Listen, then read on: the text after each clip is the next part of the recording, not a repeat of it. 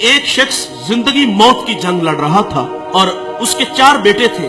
جو سب سے چھوٹا بیٹا تھا اس نے اپنے دوسرے 3 بھائیوں کو جمع کیا اور ایک عجیب سا فیصلہ ان لوگوں کے سامنے رکھا. کہا دیکھو والد بیماری سے جنگ لڑ رہے اور انہیں خدمت کی ضرورت ہے.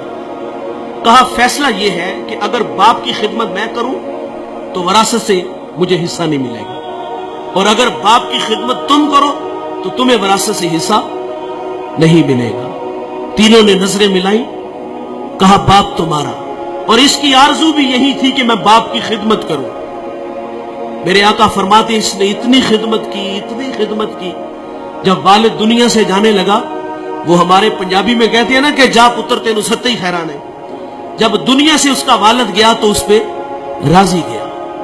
زندگی کی بہاریں لیل و نہار کروٹیں بدلتے رہے. الاختصار، ایک شب وہ سویا اور خواب میں کوئی اللہ کا بندہ ملا. اس نے کہا کہ فلاں شجر کے نیچے 100 درہم پڑا ہے، جاؤ اٹھاؤ اور لے آؤ. وہ کہتا ہے کہ آیا کہ اس میں برکت ہے؟ کیونکہ کثرت اور ہے برکت اور ہے. کہا اس میں برکت نہیں ہے. صبح اٹھ کے وہ خواب اپنی بیوی کو سنایا تو بیوی نے کہا گھر کے حالات آپ کے سامنے ہیں، ہمارے گھر میں فاقے ہیں، تو جائیں اور جا کے اٹھا لیں. کہا نہیں جاؤں گا. وہ فرماتے میں دوسرے دن پھر سویا تو مجھے وہی بزرگ ملے. کہا بیٹے وہاں 10 درہم پڑے ہیں. کہا برکت ہے؟ کہا برکت نہیں ہے. تیسرے دن پھر ملے. کہا وہاں 1 درہم پڑا ہے. کہا برکت ہے؟ کہا ہاں اس میں برکت ہے. گئے اور وہاں 1 درہم پڑا تھا، اٹھایا اور بازار چلے گئے. اور وہاں ایک شخص آواز دے رہا تھا 1 درہم میں 2 مچھلیاں. کہتے میں نے درہم دیا اور مچھلیاں لے کے گھر آ گئے اور ان کے پیٹ چاک کیے اور دونوں سے ایک قیمتی موتی نکلا. وہ موتی لے کے بازار گیا، سنار کو دکھایا تو اس نے کہا پورے بازار میں اس کی قیمت کوئی نہیں دے سکتا. بھلا زمانہ تھا، آج تو دھا لگا لیتے ہیں نا. کہا پورے بازار میں اس کی کوئی قیمت نہیں دے سکتا. یہ بات سے وقت تک پہنچی. اس نے جواہری بلائے اور کہا اس موتی کی قیمت لگاؤ. سنو دوستو، اس موتی کی قیمت 1000 درہم، 10,000 درہم، 1,00,000 درہم نہیں. اس ایک موتی کی قیمت 30 خچر. ان پہ جتنا سونا لاد لیا جائے اس ایک موتی کی قیمت ہے پاتی ہے. وہ گھر لے گیا. بادشاہ نے پھر طلب کیا تیرے پاس کوئی اور اس طرح کا موتی ہے؟ کہا ہاں ہے. کہا بیچتے ہو؟ کہا ہاں بیچتا ہوں. قیمت کیا لوگے؟ کہا اب ڈبل لوں گا. پہلے ریٹ تمہاری مرضی کا تھا، اب میری مرضی کا. کہا ڈبل لوں گا.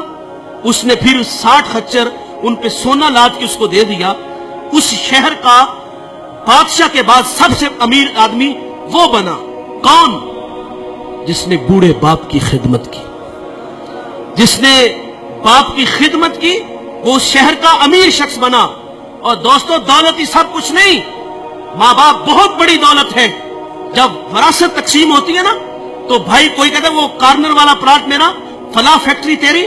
جائیداد تقسیم ہوئی تو جو ہے وہ ایک دوسرے کو کہا تیری وہ اور میری وہ. اور جب بوڑھے ماں باپ کی باری آتی ہے تو اس وقت تماشا دیکھنے والا ہوتا ہے. وہاں ہر بیٹے کی آرزو یہ ہوتی ہے کہ یار یہ باپ دوسرے بھائی کے کھاتے میں چلا جائے نا تو میں تھوڑا سا آسودہ ہو جاؤں گا. اب کوئی کہتا ہے 1 مہینہ تم میرا ذرا نکالو نا، میرے تو بچے چھوٹے چھوٹے ہیں، میرے خرچے زیادہ ہیں. اور بچپن میں وہ 500 کی دہاڑی لگاتا تھا اور اس کے 5 بھائی تھے تم. اس نے ایسا تو نہیں کیا کہ تمہیں دارالامان میں چھوڑ آیا ہو، ایسا تو نہیں ہوا کہ کسی کے آگے تمہیں بیچ آیا ہو. وہ 8 سے 18 گھنٹے کام کرتا رہا ہمارے لیے. اور آج وراثت تقسیم ہوئی تو کہا باپ تیرا، ماں تیری، تیرا کچھ نہیں لگتا. وہ ہمارے لیے انہوں نے کتنی قربانیاں دی، کتنی محبتیں بانٹی. آج کی اس بزم میں میں اور آپ عزم کریں کہ آج کے بعد ہم ماں باپ کا دل نہیں دکھائیں گے. ماں باپ ناراض ہیں تو ابھی جا کے ان سے معذرت کر لیں. یقین جانے ایک لمحہ لگتا ہے. میں پچھلے دنوں ٹوبا ٹیک سنگھ ایک جگہ خطاب کرنے گیا تو وہ بچہ مجھے دلائل دینے لگا کہ والدین کی زیادتی ہے. بڑی عجیب سی باتیں کرنے لگا. لیکن میں نے اس کے دل کے دروازے پہ دستک دی. اللہ کا شکر ہے کہ وہاں جھٹکا لگا اور وہ مجھے کہتا وہ نہیں مانے گے. میں نے کہا جاؤ تو صحیح یار. وہ کہتے میں کل جاؤں گا. محض زندگی وفا کرے نہ کرے جاؤ یار.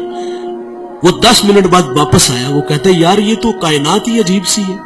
میں بس جا کے ہاتھ باندھ کے کھڑا ہوا ہوں اور مجھے میرے باپ نے مجھے سینے سے لگا لیا. یہ بڑے کمال کے لوگ ہیں، ایک بار ملیں گے دوبارہ نہیں ملیں گے. اللہ تعالیٰ سے دعا ہے کہ اللہ ہمیں ان کی قدر کرنے کی توفیق عطا فرمائے. اس ویڈیو کو شیئر ضرور کریں، ہو سکتا ہے آپ کے ایک شیئر سے یہ بات کسی کے دل میں اتر جائے.